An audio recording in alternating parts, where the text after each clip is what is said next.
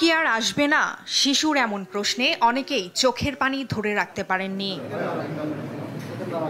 গাজীপুরের টঙ্গীতে খোলা ড্রেনে পড়ে প্রাণ হারানো ফারিয়া ইসলাম জ্যোতির মরদেহ মঙ্গলবার রাতে গ্রামের বাড়ি চুয়াডাঙ্গার বাগানপাড়ায় পৌঁছালে তার যমজ 2 শিশু সন্তানের আহাজারিতে বাতাস ভারী হয়ে ওঠে। পরে রাত 9টার দিকে তার দাফন সম্পন্ন হয়। যখনই তিনি ছুটিতে আসতেন, সবার প্রতিটা মহল্লায় বাড়ি বাড়ি খোঁজ নিত কে কেমন আছে মুরব্বীদের।